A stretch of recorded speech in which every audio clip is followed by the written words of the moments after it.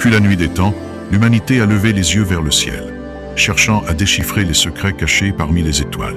Les constellations, ces dessins célestes tracés par les dieux eux-mêmes, racontent des histoires anciennes, des mythes qui ont traversé les âges et les civilisations. Bienvenue dans Légendes du Zodiaque, une série où nous explorerons ensemble les récits fascinants qui se cachent derrière chaque signe astrologique. De l'audacieux bélier au mystérieux poisson, chaque épisode vous plongera au cœur des mythes et légendes qui ont façonné notre compréhension du cosmos et de nous-mêmes. Préparez-vous à un voyage extraordinaire, où l'histoire, la mythologie et l'astrologie se rencontrent pour révéler les secrets des étoiles. Que vous soyez un passionné d'astrologie ou simplement curieux de découvrir les histoires ancestrales qui ont inspiré les signes du zodiaque, cette série est faite pour vous. Alors, embarquons ensemble dans cette aventure céleste et dévoilons les mystères des légendes du zodiaque.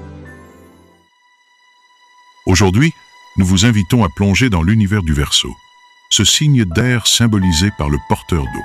Quelle histoire antique se cache derrière cette constellation? Préparez-vous à un voyage au cœur de la mythologie grecque, où dieux et mortels se côtoient dans des récits épiques. Dans les temps anciens, en Phrygie vivait un jeune prince nommé Ganymède, fils de Tro, le fondateur légendaire de Troie, et de la nymphe Callirhoé. Ganymède était réputé pour sa beauté inégalée parmi les mortels. Sa grâce et son allure attiraient les regards et suscitaient l'admiration de tous. Un jour, alors qu'il gardait les troupeaux de son père sur les pentes du mont Ida, une montagne sacrée et mystique, Ganymède fut aperçu par Zeus, le roi des dieux de l'Olympe. Fasciné par la splendeur du jeune homme, Zeus ressentit un désir irrésistible de la voir à ses côtés. Décidant d'agir, Zeus se transforma en un aigle majestueux, symbole de puissance et de royauté. Il fondit du ciel, ses ailes déployées projetant une ombre imposante sur le sol, et en un instant, il saisit Ganymède avec ses serres puissantes. Le jeune prince, surpris mais étrangement serein, fut emporté vers les cieux, quittant la terre des mortels pour le domaine divin. Transporté dans les airs par les serres puissantes de l'aigle divin, Ganymède franchit la barrière invisible entre le monde des mortels et celui des dieux. En un instant, il ne touchait plus la terre ferme, mais se retrouvait dans un lieu où le ciel et la lumière semblaient se confondre, où l'air vibrait d'une énergie céleste. Arrivé sur l'Olympe, il fut déposé au pied du grand palais divin, où siégeaient les dieux immortels dans toute leur splendeur. Devant lui, un banquet somptueux se déroulait, dans une atmosphère de rire, de discussions animées et de coupes remplies d'ambroisie.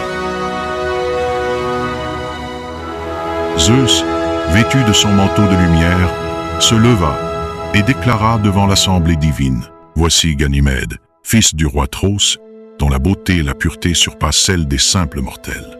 Désormais, il vivra parmi nous et aura un rôle sacré.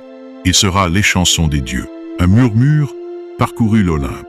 Certains dieux accueillirent la nouvelle avec curiosité, d'autres avec indifférence. Apollon, dieu de la musique et de la lumière, observa Ganymède avec un sourire approbateur, tandis que Héphaïstos, assis dans l'ombre, continuait à forger des éclairs pour Zeus, indifférent au nouvel arrivant. Mais tous ne partageaient pas cet enthousiasme.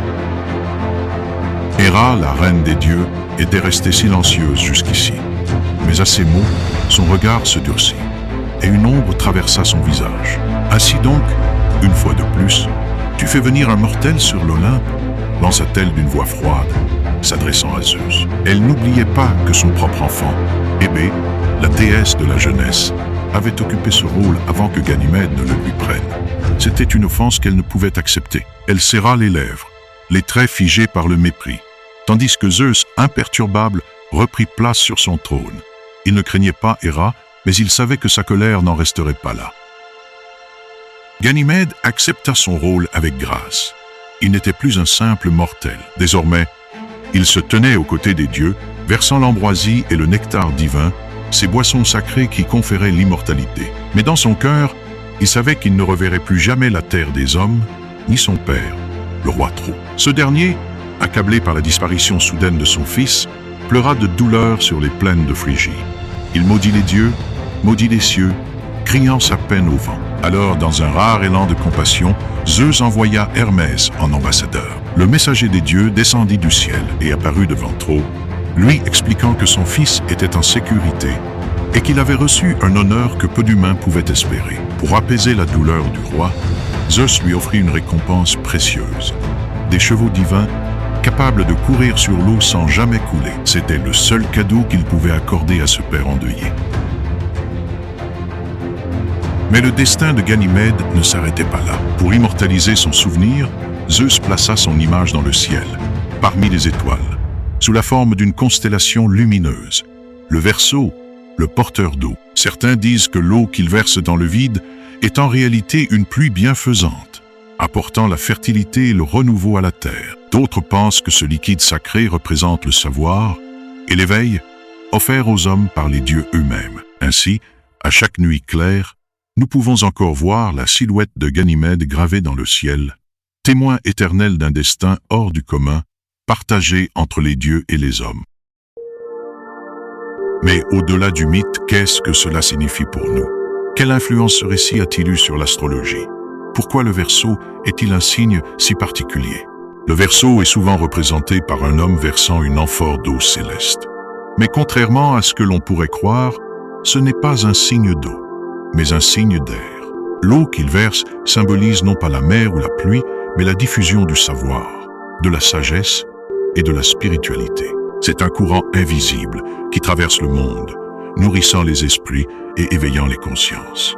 Le Verseau appartient à l'élément air, tout comme les Gémeaux et la Balance. L'air représente l'intellect, la communication et l'innovation. Les natifs du Verseau sont souvent visionnaires, en avance sur leur temps, animés par un désir profond de changement et de progrès. Ce sont des penseurs libres, qui ne se conforment pas aux dogmes établis, mais préfèrent tracer leur propre chemin. Dans la mythologie, Ganymède a été enlevé à sa condition mortelle pour rejoindre les dieux. Cette idée de transcendance est propre au Verseau. Il ne vit pas selon les règles imposées, il aspire à quelque chose de plus grand. C'est un signe associé aux révolutions, aux nouvelles idées et aux idéologies humanistes. Il est souvent celui qui questionne, qui bouscule et qui éclaire les autres. Le Verseau ne cherche pas seulement à évoluer seul. Il est tourné vers l'humanité tout entière. Il pense collectif, il veut partager ses découvertes, répandre la connaissance et contribuer à un monde meilleur. Il est souvent attiré par la science, la philosophie, l'innovation technologique, mais aussi par l'ésotérisme et les grands mystères de l'univers.